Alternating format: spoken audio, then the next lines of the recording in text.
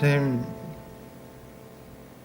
우리에게 주님 앞에 나아올 수 있는 마음들을 허락하여 주시고 주님께 예배하는 자로 살아갈 수 있는 은혜 주신 것을 감사드립니다.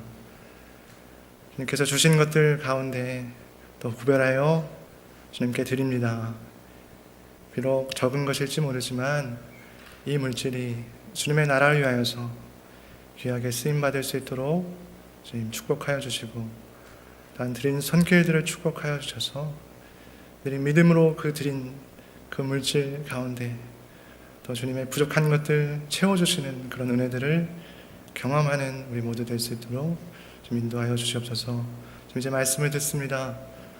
오늘 고넬료를 통하여서 이방인인 고넬료를 찾아오신 그 하나님의 귀하신 은혜를 사도행전 10장 말씀을 가지고 함께 나누고자 합니다.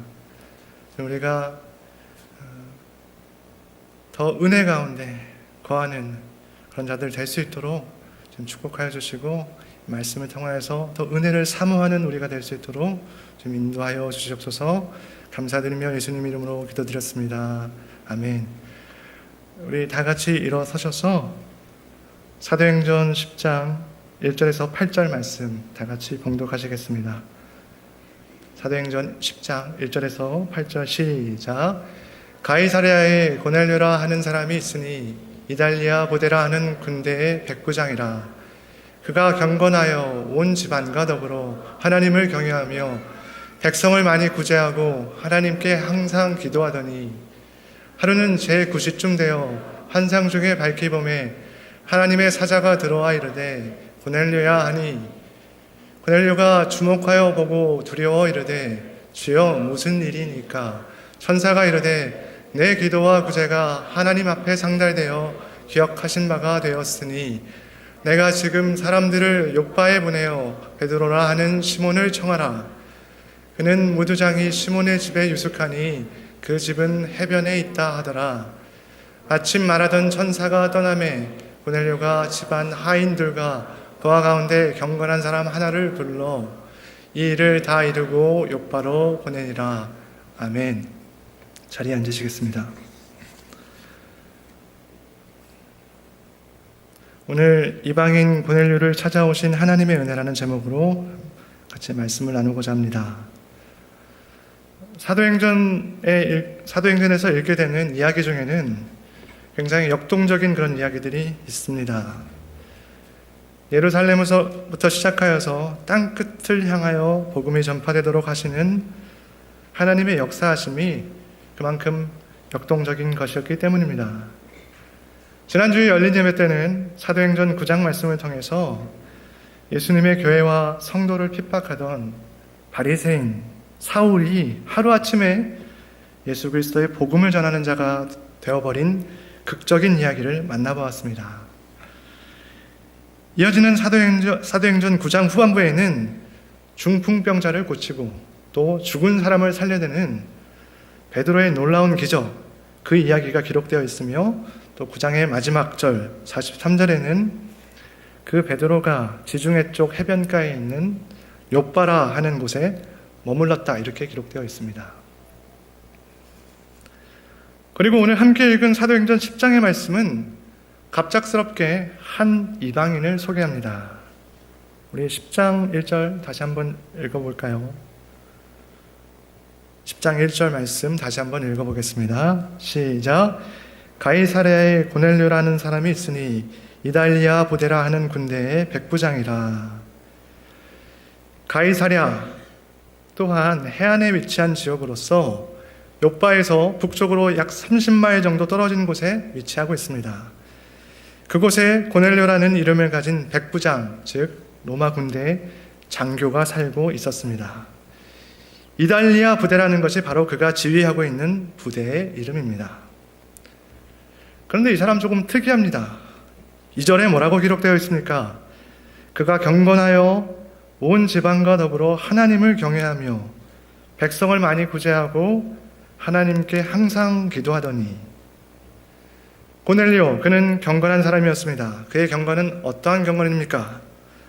온 집안과 더불어 하나님을 경외하며 백성을 많이 구제하고 하나님께 항상 기도드리는 그런 경건입니다. 종교의 문제는 그리 간단한 문제가 아닙니다. 대한민국이나 미국, 종교의 자유가 있는 나라이지요. 그러나 그럼에도 불구하고 대한민국이나 미국에서도 종종 종교 때문에 문제가 발생하는 것을 보게 됩니다. 제가 만난 크리스천들 중에서 제가 굉장히 존경스럽고 한편으로 신기하게 생각되는 사람들이 가족이나 일가 친척 중에 크리스천이 없는데 꿋꿋이 신앙생활을 해오시는 그런 분들을 볼 때마다 참 신기한 생각도 들고 또 굉장히 존경스럽다 이런 생각이 듭니다. 로마의 군인인 고넬료가 어떻게 하나님을 경외하는 사람이 되었을까요? 성경에 설명되어 있지 않기 때문에 알기 어렵습니다. 유대나라는 지금 로마의 지배하에 있는데 자신들의 지배를 받고 있는 나라, 그 유대나라의 신인 하나님을 경외하는 고넬료, 조금 재미있는 사람이지 않습니까? 더군다나 이 유대인들, 유별난 민족입니다. 자신들은 하나님의 선택을 받은 사람들이고 자신들 이외에는 이방인이라고 부르면서 무시하면서 가까이 가는 것조차 꺼리는 그런 사람들이었습니다. 사실 오랜 세월 동안 다른 나라의 지배하에 살아오고 있는 그 상황만 놓고 보았을 때 유대 민족이 누구를 무시할 그런 처지가 아니라고 생각이 됩니다. 오늘 함께 읽지는 않았지만 고넬료가 베드로에게 보낸 사람들이 욥바에 도착을 하여서 베드로와 함께 가이사랴에 있는 고넬료의 집으로 함께 돌아옵니다. 그리고 사도행전 10장 28절과 29절에 보면 고넬료의 집에 방문하게 된 사도 베드로가 다음과 같은 이야기로 말을 시작합니다. 이르되, 베드로의 이야기입니다. 유대인으로서 자신을 얘기하는 거죠. 베드로 자신. 이방인과 교제하며 가까이 하는 것이 위법인 줄은 너희도 알거니와 하나님께서 내게 지시하사 아무도 속되다 하거나 깨끗하지 않다 하지 말라 하시기로 부름을 사양하지 아니하고 왔노라. 묻노니 무슨 일로 나를 불렀느냐? 그렇습니다. 고넬료는 유대인들에게 소위 이방인이라 불리는 사람이었습니다. 유대인들의 사고체계에 의하면 이방인들은 속된 사람, 또 깨끗하지 않은 사람입니다. 사실 어떤 의미에서는 유대인들은 이방인을 사람으로 생각하지도 않았습니다. 또한 이방인들은 하나님의 약속에 포함되지 않은 사람들, 또 하나님의 선택을 받지 못한 사람들입니다. 그러나 오늘 우리 사도행전 10장에서 그러한 이방인 중에 하나인 고넬료가 하나님의 은혜를 경험하는 것을 보게 됩니다. 하나님의 은혜가 고넬료에게 임한 것입니다. 오늘 저는 사도행전 10장의 말씀을 통해 이방인 고넬료가 경험한 그 하나님의 은혜를 성도님들과 함께 나누고자 합니다. 고넬료는 어떻게 하나님의 은혜를 경험하게 되었을까요? 저같이 대단한 사람이 여러분들과 이야기를 나누는 것이 제 마음에 썩 드는 일은 아니지만 길령한 담임 목사님께서 시키셔서 어쩔 수 없이 제가 여기 서 있습니다.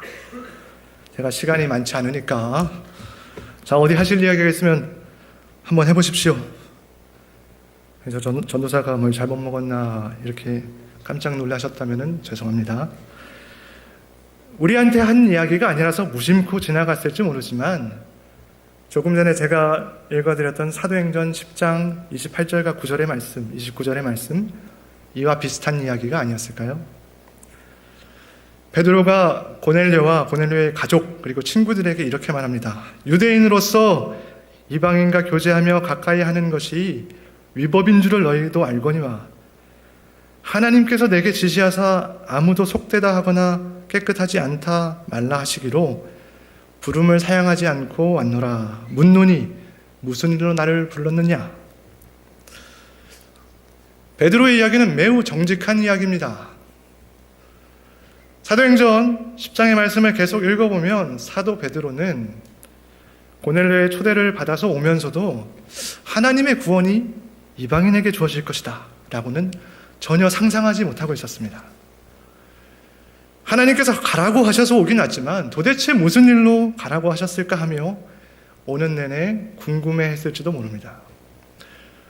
속으로는 그렇게 생각하지 않으면서 겉으로는 친한 척, 위하는 척, 친절한 척 하는 사람보다 베드로의 이러한 정직한 태도 마음에 들지 않습니까?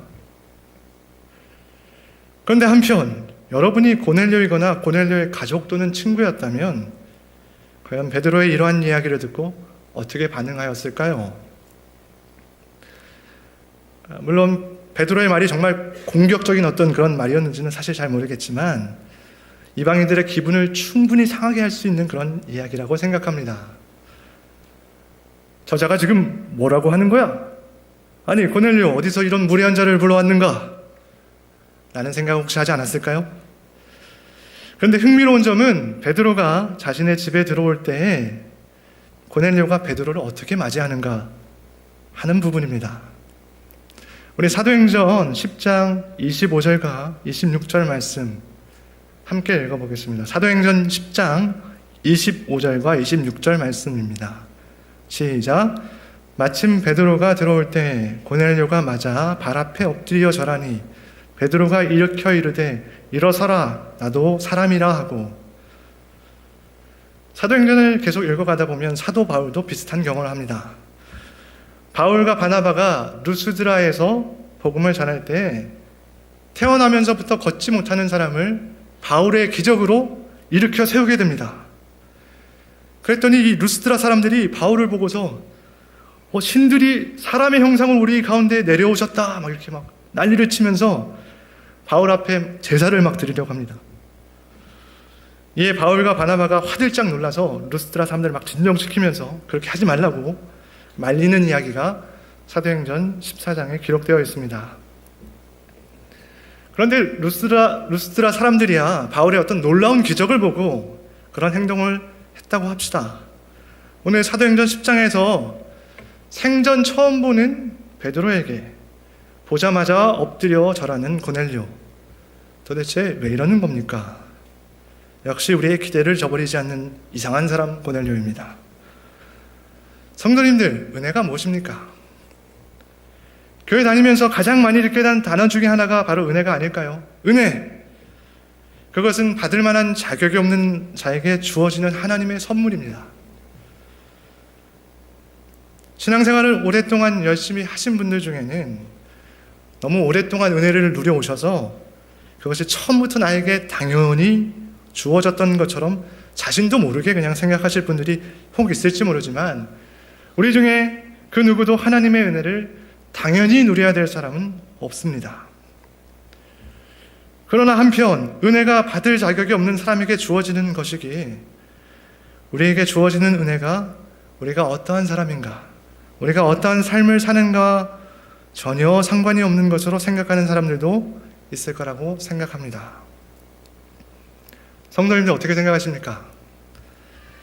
은혜는 선물로 주어지는 것이요 하나님의 주권에 달린 것인데 우리가 은혜를 누리기 위해서, 은혜를 받기 위해서 어떠한 노력이나 수고를 할 필요가 있는 것입니까? 오늘 우리가 만나는 고넬료는 이방인으로서 예수 그리스도를 믿는 믿음을 통해 구원의 은혜를 누린 사람입니다. 유대인들 중에도 그러한 은혜를 경험하지 못한 자들이 많았습니다. 이방인이 어디 고넬료뿐입니까? 많고 많은 이방인들이 있는데 왜 그 중에서 고넬료에게 그러한 은혜가 먼저 주어진 것일까요?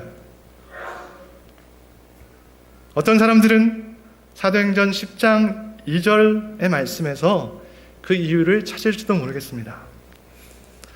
온 집안과 더불어 하나님을 경외하고 백성을 많이 구제하고 하나님께 항상 기도드렸기 때문에 그래서 그러한 은혜를 받은 것이다라고 생각하실 분이 있을 것 같습니다. 22절에 보면 심지어 유대 온 족속이 로마 군인인 고넬료를 칭찬하였다라고 기록되어 있습니다.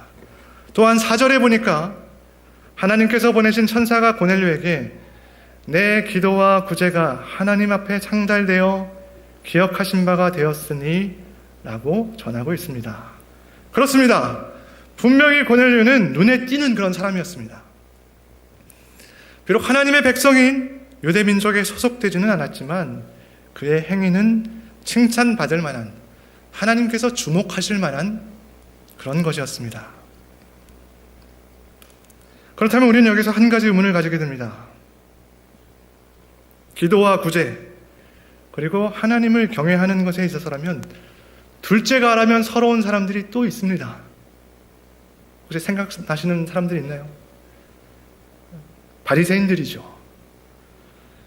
바리새인들은 왜 고넬료가 경험한 그런 은혜를 경험하지 못한 것일까요? 하나님을 향한 열심히 특심하여서 율법에도 나와 있지 않은 별도의 규정까지 만들어가면서 경건한 삶을 살려고 했던 많은 바리새인들, 그들은 어째서 구원의 은혜를 누리지 못한 것일까요? 그러나 한편 사도행전 9장에서 우리는 그러한 바리새인들 중에 한 명이었던 사울이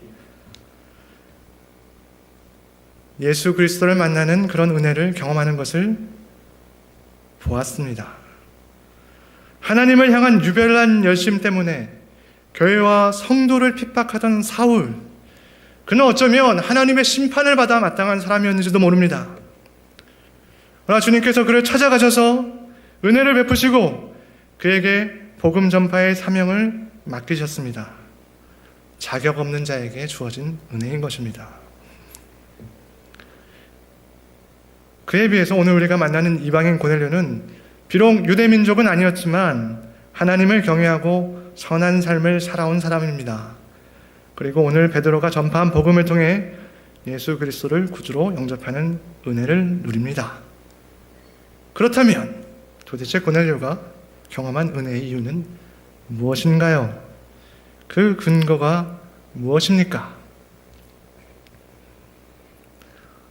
저로서는 딱 잘라서 이겁니다 라고 설명드리기가 어렵습니다. 그러나 한 가지 분명한 것은 고넬료가 겸손한 사람이라는 것입니다.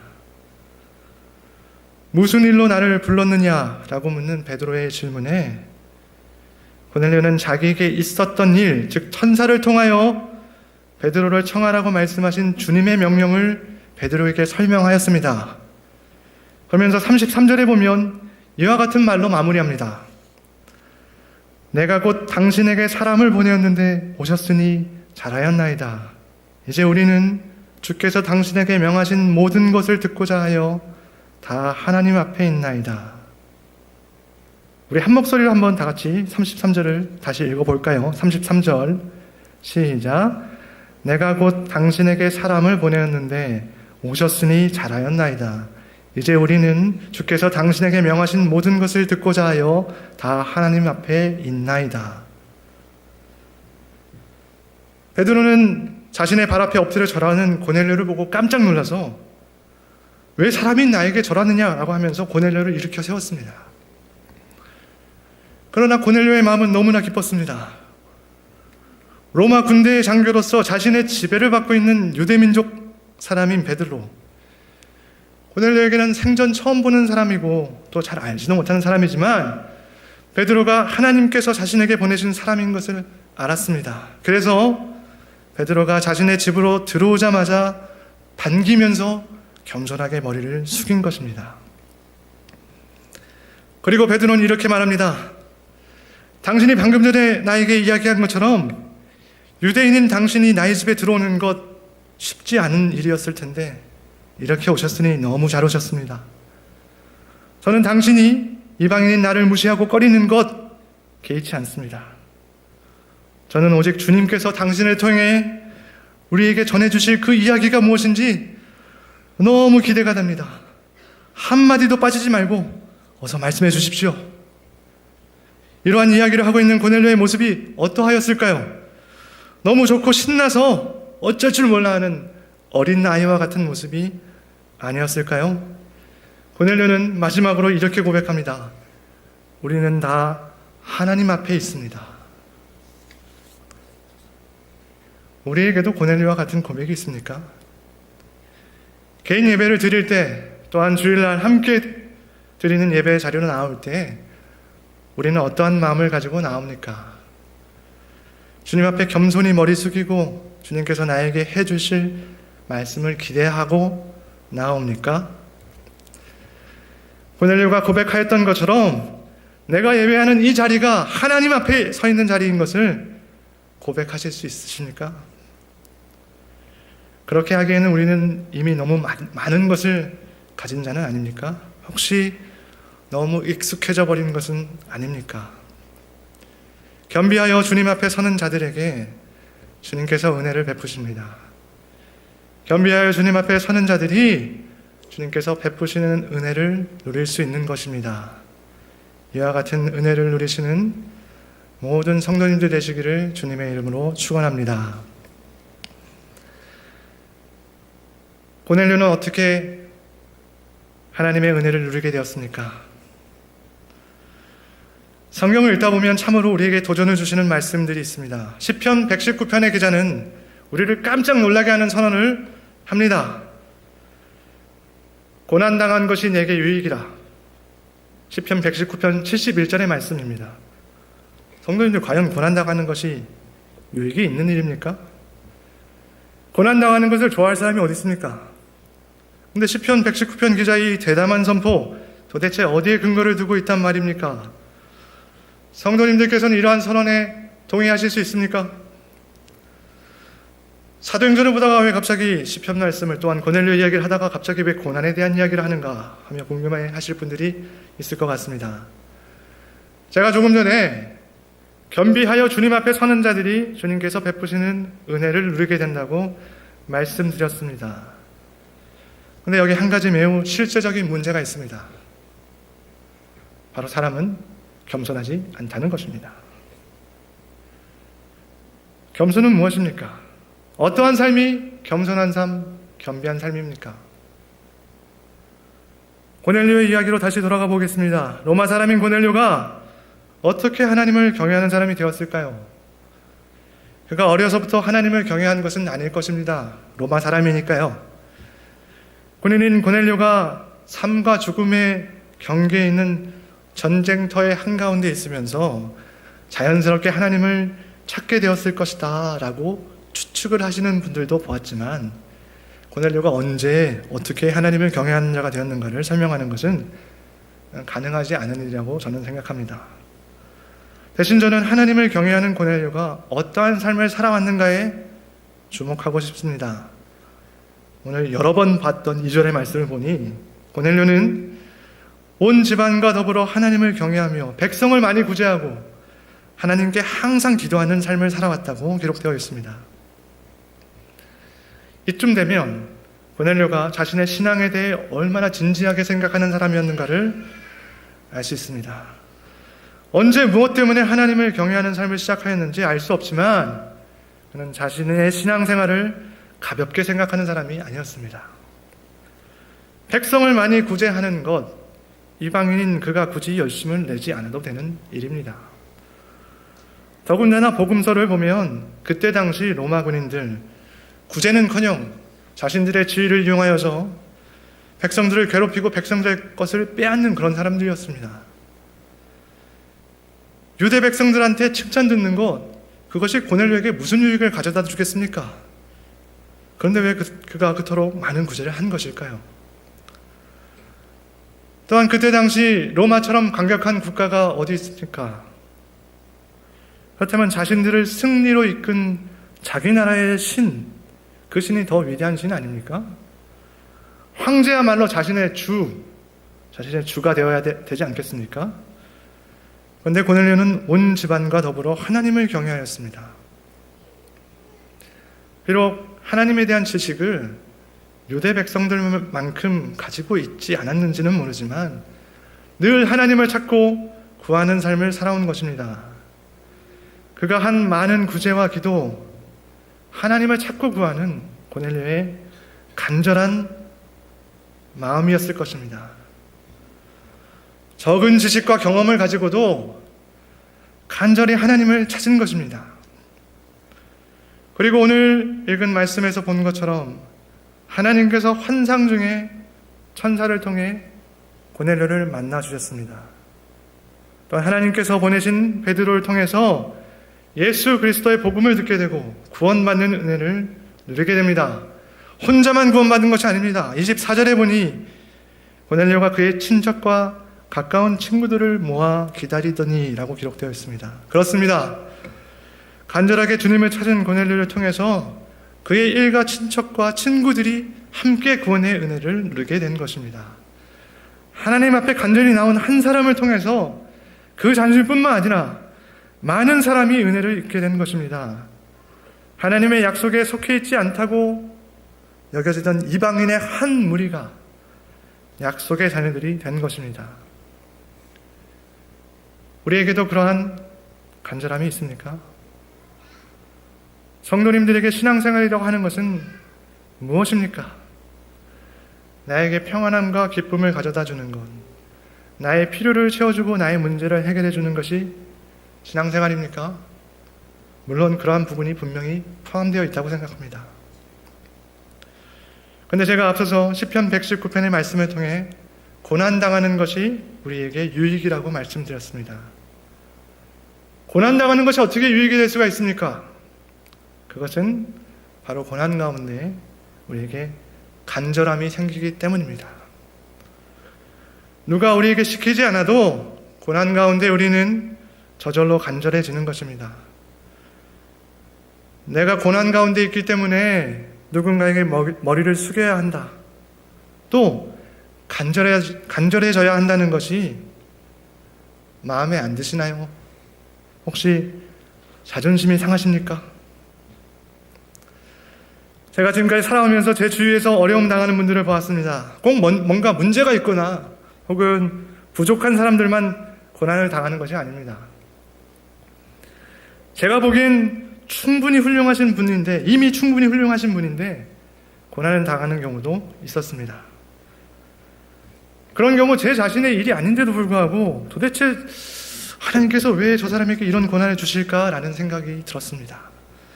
하나님의 계획과 역사하심 제가 온전히 알 수 없기 때문에 은혜를 베풀어 주시기를 기도하는 것 말고는 제가 할 수 있는 일이 없는 경우가 많았습니다.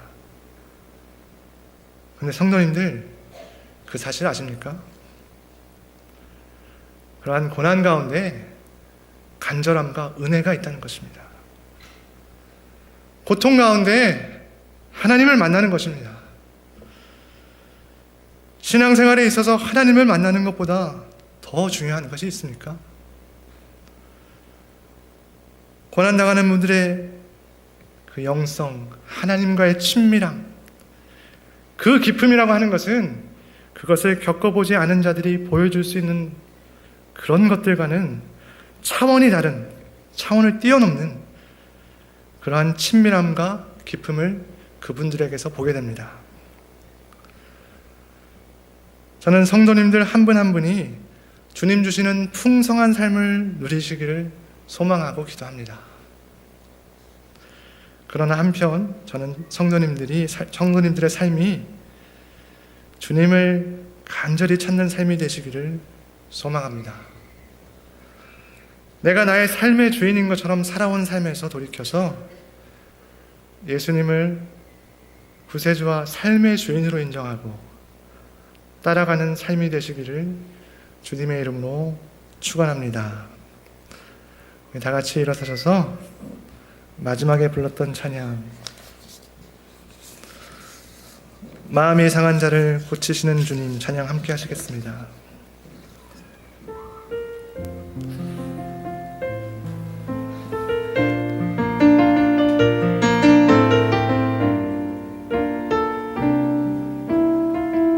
마음이 상한 자를 고치시는 주님, 마음이 상한 자를 고치시는 주님, 하늘의 아버지 날 주관하소서.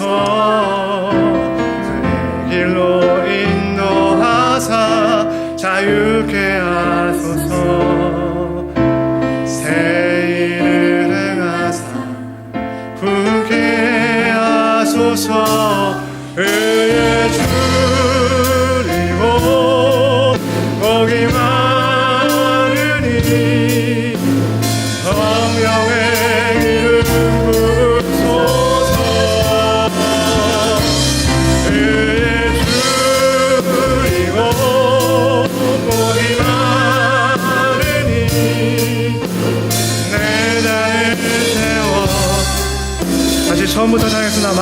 자를 고치시는 주님,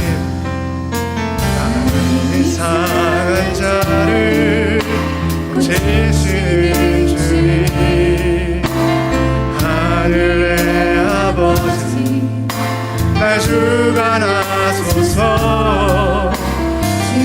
일로 인도하사 자유케 하소서.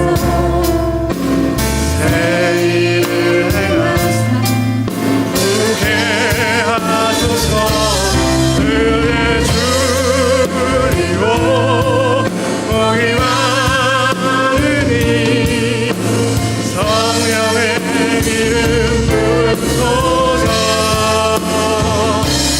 은혜 주리고 복이 많으니 내 나를 세워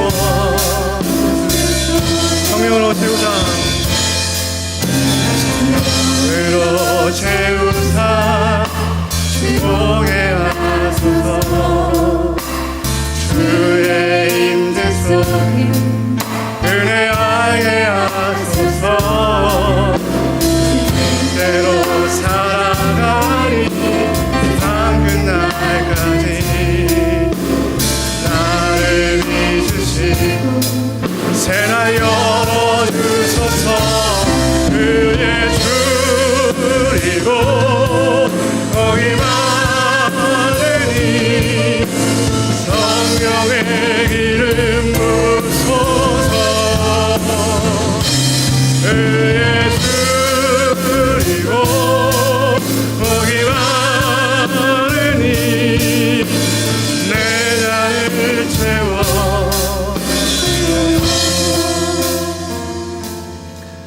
이 시간 기도하기 원하는데요, 첫 번째는 우리를 주님 앞에 머리 숙이지 못하게 만드는 것은 무엇입니까? 혹시 우리 안에 교만함이 있다면 우리의 교만을 깨트리시고 겸손한 자, 겸비한 자가 되게 해달라고 우리 기도합시다. 둘째는 우리에게 하나님을 향한 간절함이 있습니까? 그렇다면 그 간절함을 가지고 기도합시다. 혹시 예전에는 하나님 앞에 간절하게 나아갔는데 지금은 그 간절함을 잃어버리셨습니까?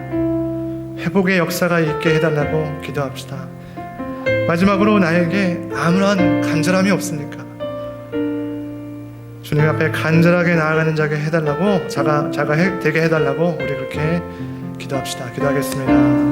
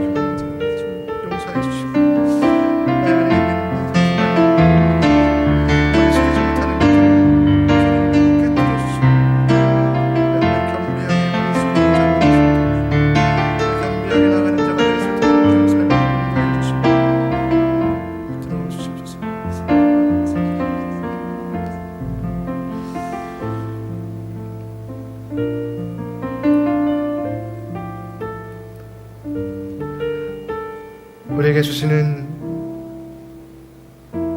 주님의 은혜를 우리가 어떻게 이해할 수 있겠습니까? 그러나 너무 그것이 익숙한 것이 되어버려서 내가 누리고 있는 그 은혜가 당연한 것인 것처럼 우리 살아가고 있는 것은 아닌지요.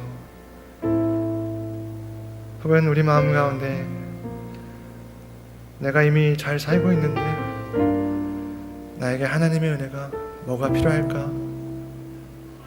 혹시 이런 마음으로 살아가고 있는 것은 아닙니까? 주님 앞에 겸손하게 나아갔던 자, 하나님의 약속에 속하지 못한 자였지만 하나님 앞에 겸손하게 나아갔을 때, 또 간절하게 주님을 찾았을 때 천사를 통하여서 또 주님의 사도 베드로를 통하여서 복음을 듣게 하시고 그 자신뿐만 아니라 그의 가족과 일가 친척과 그의 친구들이 예수 그리스도의 복음을 통하여서 구원받는 은혜를 허락하신 하나님, 나의 삶에 또 우리의 삶에 주님의 은혜가 필요합니다.